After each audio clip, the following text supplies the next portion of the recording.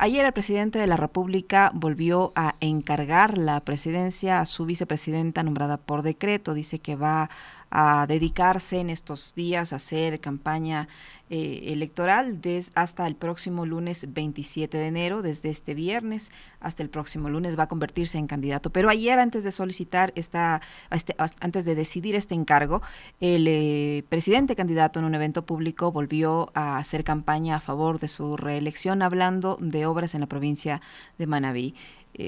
Esto no va a tener fin, él va a seguir haciendo este tipo de acciones frente a la mirada pasiva de los organismos del Estado que tienen que controlar que esto no ocurra. ¿Cómo entendemos esto? Está pendiente un pronunciamiento de la Corte Constitucional sobre el decreto 500 que se espera conocer en los próximos días, pero mientras tanto el presidente sigue haciendo lo que considera, no lo que dice ni la Constitución ni el Código de la Democracia.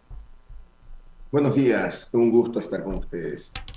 Yo lo he venido sosteniendo desde hace algunas semanas. Desgraciadamente, el presidente se burla, se burla de la ley y de la Constitución, pero esto tiene una explicación en su propia construcción. Me refiero a Daniel Noboa. No es un demócrata sin lugar a dudas. Viene de una familia acostumbrado a tomar decisiones independientemente de lo que la ley diga, de lo que las normas digan, de lo que la ética diga. Y por tanto tiene una escuela. Y esa escuela le hace creer que está por encima de la ley. Es decir, él sabe que no existen hoy por hoy autoridades de ningún tipo, ni en la Corte Constitucional, ni en el Tribunal Electoral, ni en el Consejo Electoral, ni en la Fiscalía, ni en ninguna parte. Sabe que nadie se atreve a hacerle nada.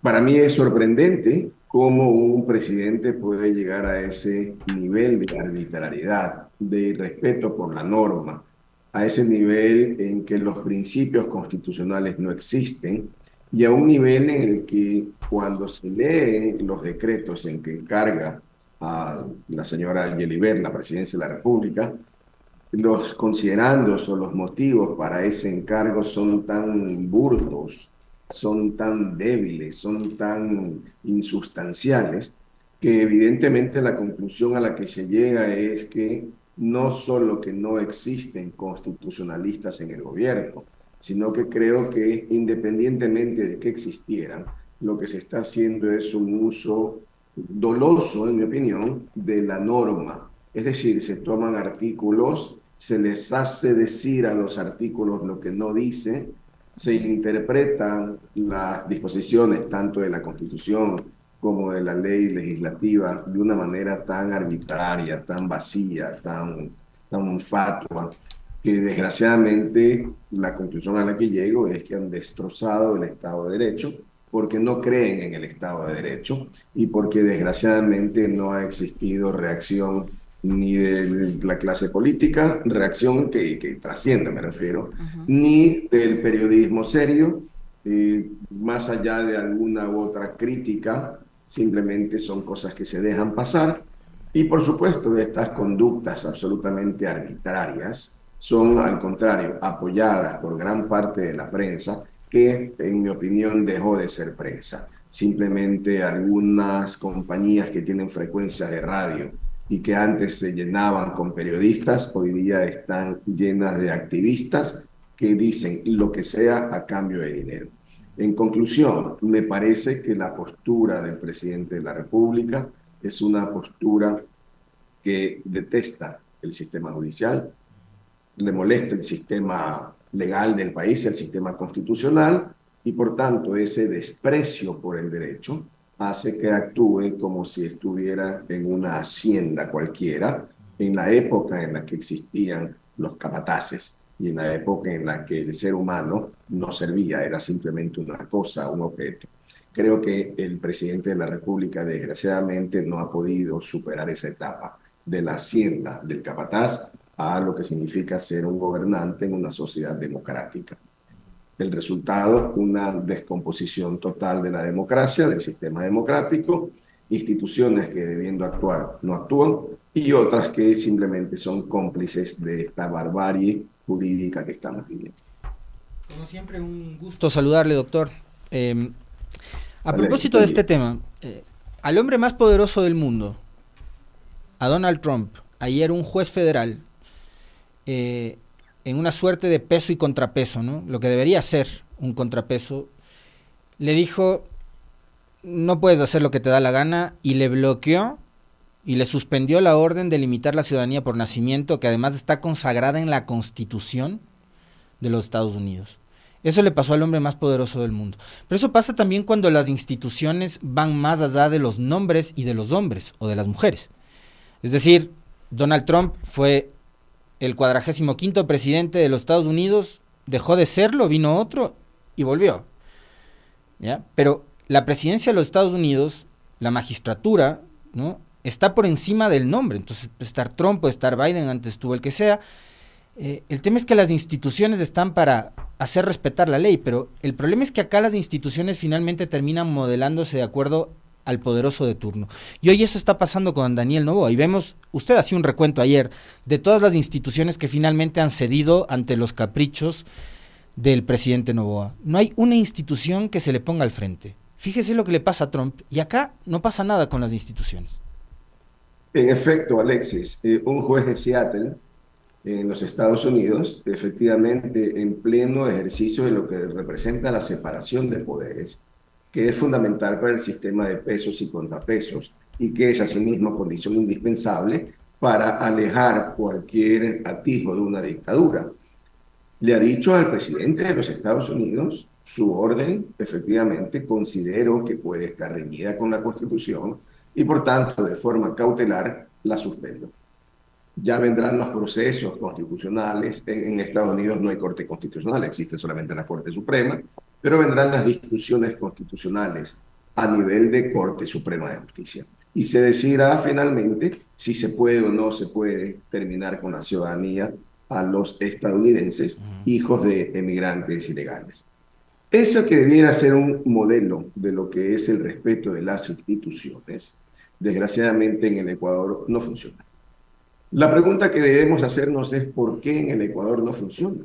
¿Por qué en el Ecuador, salvo contadísimas excepciones, por qué en el Ecuador hay una especie de miedo colectivo institucional? ¿Pero por qué? ¿Por qué? Es porque desgraciadamente cuando en el Ecuador tanto el acceso como el manejo como el control está subordinado al poder político, los funcionarios que forman parte de las instituciones tienen terror. Y pongo ejemplos. Si un juez quisiera suspender una decisión, un juez de una decisión del presidente de la República, probablemente el Consejo de la Judicatura le iniciará un sumario administrativo. Y muy posiblemente, casi con certeza, la Fiscalía se activará inmediatamente para iniciar el juicio penal por prevaricato.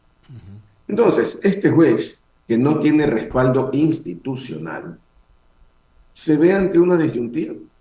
¿Qué hace ese ser humano juez que no tiene respaldo institucional en un país en el que la ley no se respeta? Pues prefiere jugar el juego del poder, porque no existe la valentía suficiente para decirle no a la arbitrariedad. Pero eso que se entiende, y yo lo entiendo en un juez normal, no puedo entenderlo en la Corte Constitucional. Los miembros de la Corte Constitucional tienen de alguna manera patente para resolver lo que quieren, porque no pueden ser sancionados por sus decisiones. Entonces, ¿cómo entender que un caso fundamental, trascendente para la democracia, porque este no es un tema del señor Noboa o del candidato X, es un tema trascendente para la democracia?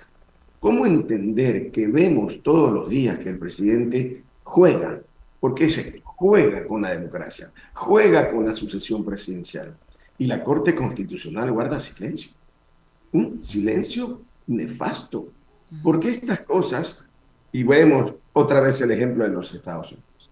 El presidente Trump dicta la orden ejecutiva y 48 horas después está suspendida.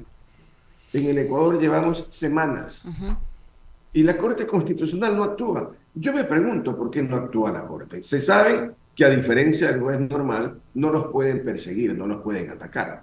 Entonces la pregunta es, o están manejando una agenda y les interesa simplemente manejar la agenda, o simplemente la Corte también está corrompida. Y también hay intereses políticos y probablemente económicos en juego. ¿Cuál de esos dos Porque escenarios es más certero? es que ¿cómo entender que una corte ante una situación fundamental para el país guarde silencio? ¿Cómo entenderlo?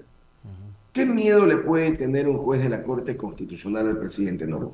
Ninguno. El presidente Noboa no le puede hacer nada a ningún juez de la Corte Constitucional. Y tanto es así que hubo, hace muy pocos días, un pedido a raíz de lo que sucedió con Jan Topic, un pedido basado en la ley de garantías jurisdiccionales, de que se destituya a los jueces Herrería, entre otros, Herrería, Ortiz y alguien más, que impidieron la revisión de la decisión que eliminó a Jan Topic. Y la Corte Constitucional ratificó en una decisión reciente de hace pocos días, 2, 3, 4 días, resolvió que son los jueces intocables. Y le llamaron la atención, inclusive al candidato Arauz que había pedido la destitución. Y lo llamaron la atención severamente. En definitiva, reconocieron que son intocables. Entonces, si son intocables, ¿qué miedo le pueden tener a Daniel Noboa? ¿Qué miedo?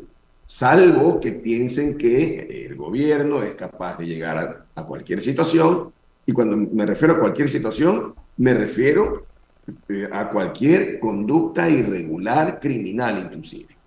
Y lo segundo, la segunda opción, dado que no hay mecanismos reales de una presión jurídica, sino el miedo, lo segundo es que estén contaminados por dinero. Ahora, cuidado se le ocurre a alguien de la Corte mencionar que los estoy acusando. Estoy simplemente tratando de encontrar una razón de por qué en el Ecuador una institución con todo el poder, probablemente la institución con mayor poder en el Ecuador, la Corte Constitucional, ve cómo se destroza la democracia, ve cómo se produce un abuso enorme del poder y es incapaz de decir esta boca es mía. Entonces, simplemente entendemos ya claramente que las instituciones no funcionan. Y ese no funcionamiento institucional nos lleva a este caos institucional en el que los gobernantes creen que pueden burlarse de la ley, del sistema jurídico y, en definitiva, hacer que su voluntad se imponga.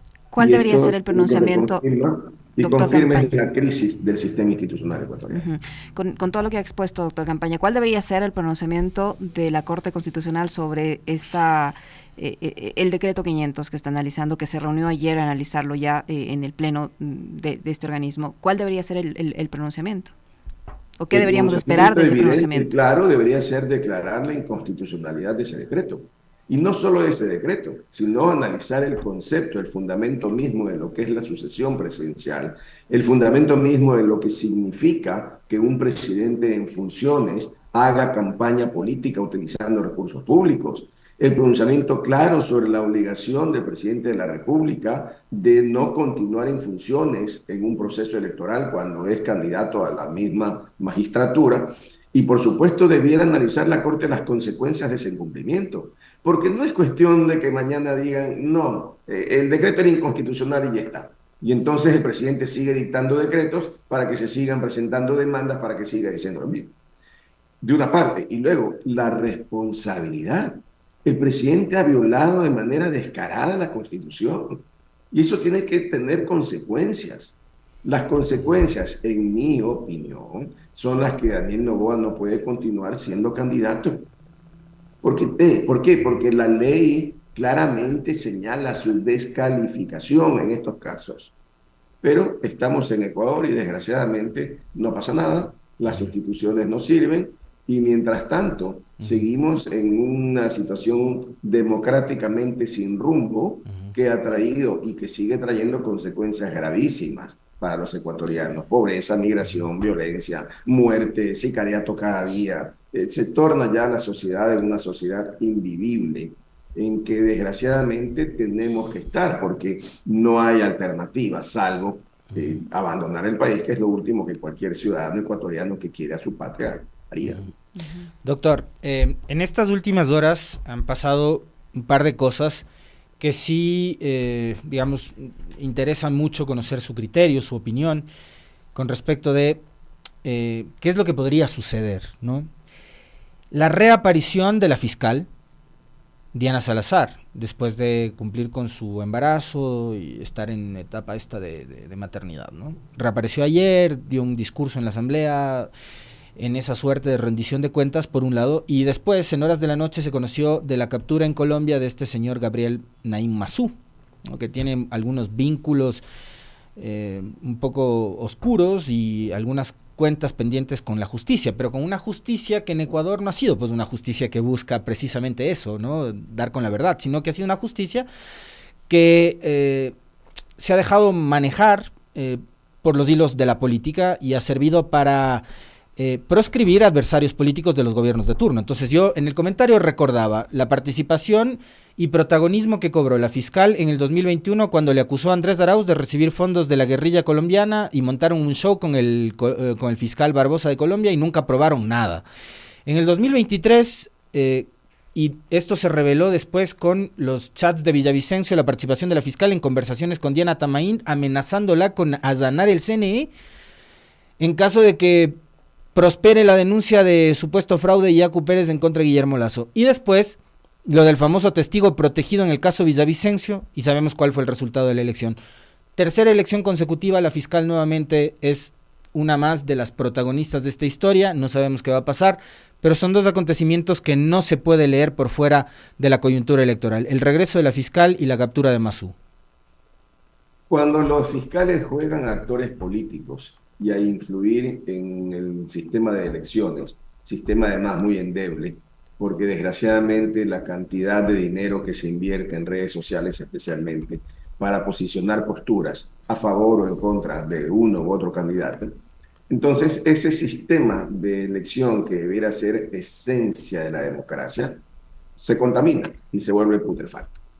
Los ejemplos que ha citado Alexis son ejemplos reales, son hechos. Los abogados decimos hechos verificados. Y justamente otro hecho verificado es las coincidencias, ¿no? Es decir, qué coincidencia que a 2 semanas de elecciones se capture a una persona que puede ser clave y que en condiciones normales no habría problema. Pues lo capturan, un muy buen trabajo de la Policía de Colombia, lo traen, pero capturaron a Luque, tienen más de un año sin traerlo. Y estoy seguro que a Massou lo traerán mañana pasado. Y luego ya sabemos cómo la Fiscalía ha manejado el sistema de la colaboración de estos testigos protegidos, etcétera, ¿no? Recordemos el caso de Mayra Salazar. El país entero vio cómo Mayra Salazar recitaba de memoria documentos con fechas y detalles que ningún ser humano está en capacidad de recordar. Pues Mayra Salazar los recordó de memoria. Luego, públicamente, se supo que este discurso había sido manejado por abogados del Banco del Pacífico. Audios que comprueban los sucesos. Y no pasa nada. No pasa nada.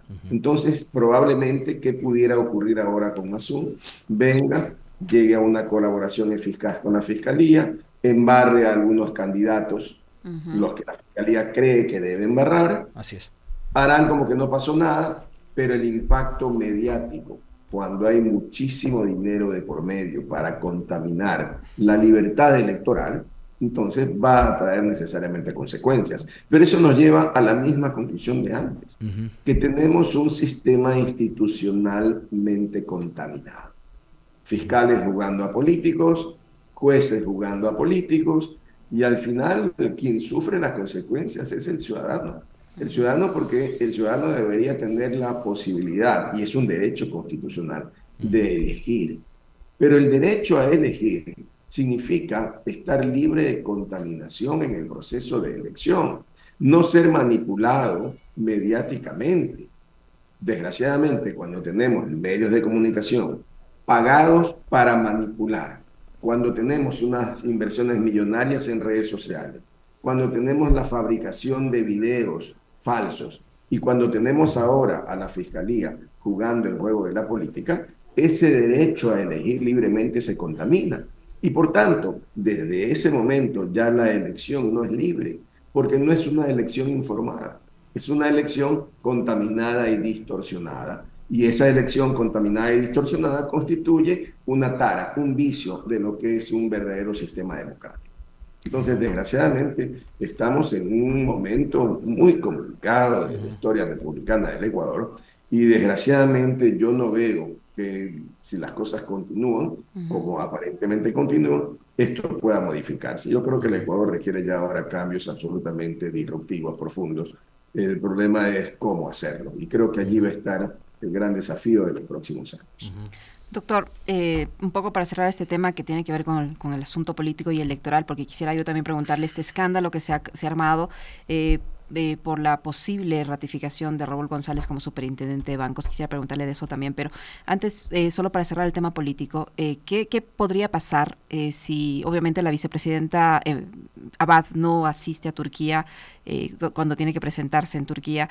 ¿Qué podría pasar si no acuden a esta denuncia que tienen en el Tribunal Contencioso Electoral por violencia política de género interpuesta por la canciller Sommerfeld hacia la vicepresidenta Abad? ¿Qué puede ocurrir con ella? ¿Cuál es el escenario jurídico al que ella se está ahora enfrentando? Más aún cuando no hay intención del gobierno de respetar sus derechos constitucionales. Yo creo que hay que partir de una premisa fundamental. El sistema jurídico ecuatoriano en general, y particularmente el electoral, está tan contaminado que no importa lo que la ley diga. Aquí se podrán fabricar sanciones, destituciones, sin ningún problema. ¿Qué creo que puede pasar? Creo efectivamente que van a intentar destituirla. ¿Y por qué creo que van a intentar destituirla? Por un pequeño juego de ajedrez en el que están jugando instituciones. ¿Qué creo que puede pasar? Van a acelerar el proceso de destitución de la señora Verónica Abad. Una vez que la destituyan, dirán que por los tiempos o por cualquier cosa será necesario contar con un nuevo vicepresidente. En ese momento saldrá probablemente la decisión de la Corte Constitucional diciendo que la señora Yeliver estuvo ilegalmente posesionada y actuando en contra de la Constitución, pero buscarán entonces, recién cuando ya les digan no puede ser la señora Yeliver, sino que tiene que ser la señora Abad, tendrán ya para entonces la resolución de destitución. Es decir, creo que es un juego, no lo llamaría maquiavélico, porque el juego maquiavélico al menos requiere inteligencia y precisión.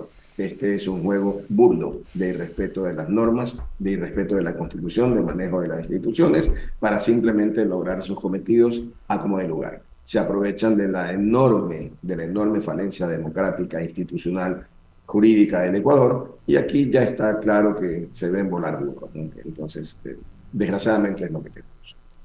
Y sobre el tema de este superintendente, la mayoría del Consejo de Participación ha decidido hacer respetar una sentencia de la Corte Constitucional, en este caso, que reconoce a Raúl González como superintendente de bancos, que fue incluso posesionado, recuerdo yo, en la Asamblea Nacional, pero que no le dejaron asumir sus funciones ya en su despacho por interferencia del propio gobierno del entonces presidente Guillermo Lasso, por decisión de uno de sus asesores, el señor Aparicio Caicedo, me parece. Pero resulta que luego hubo otro superintendente, la institución ahora está con una superintendente encargada, pero ayer que se ha mencionado la posibilidad de que este superintendente ocupe sus funciones, ya salió a reclamar por esto el propio ministro de Gobierno, el presidente de la República y la Asociación de Bancos. ¿Cómo entendemos esta situación? ¿Es legal que él ocupe su cargo, que se cumpla esta sentencia de la Corte Constitucional? ¿Y por qué genera este ruido en el ámbito político y en el sistema financiero? O sea, ¿cómo entendemos eso? Aquí hay varios temas que debemos analizar. El primer tema fundamental es que el responsable de este caos que se acaba de generar es la Corte Constitucional. ¿Por qué? Una de las virtudes que debe tener cualquier juez, cualquier tribunal, cualquier sala, y en este caso el Pleno de la Corte Constitucional, las virtudes, es el de la claridad. La sentencia que dictaron es una sentencia absolutamente ambigua. ¿Qué significa la ambigüedad?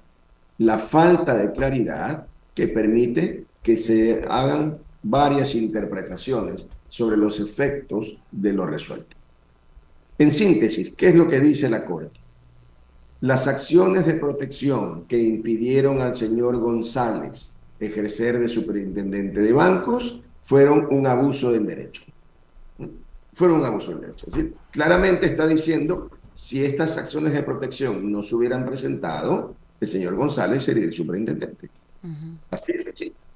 Sin embargo, usan al final la ambigüedad de un parrafito. Sin embargo, esta declaración no afectará a hechos consumados o verificados. Ah, muy bien. ¿Cuáles son los hechos consumados? Y vienen las dos lecturas, ¿no? Es que el señor González llegó a posesionarse ante la Asamblea luego de haber sido designado superintendente de bancos. Pero el otro señor, cuyo nombre se me escapa ahora, pese a que fue designado, nunca llegó a posesionar, a tomar posesión en la Asamblea. Entonces, ¿cuál es el hecho consumado? ¿Qué se requiere como requisito para ejercer funciones del superintendente de bancos? ¿Requiere posesión ante la Asamblea o no requiere? Bueno, aquí está la discusión. Entonces, habrá quienes, como en el Consejo de Participación, sostienen, si no hay posesión en la Asamblea, entonces no se consumó, y el que sí se posesionó fue González, por tanto González es el legítimo superintendente. Viene el gobierno, y el gobierno hace una lectura distinta y dice, no, una barbaridad, etcétera. Pero ahí viene otra consideración. ¿Qué tiene que hacer el gobierno y el ministro de gobierno pronunciándose sobre la designación del superintendente de bancos? El superintendente de bancos forma parte de otro poder del Estado, de la función de transparencia. ¿Qué tiene que hacer el ministro de gobierno metiéndose en competencias que no le corresponden?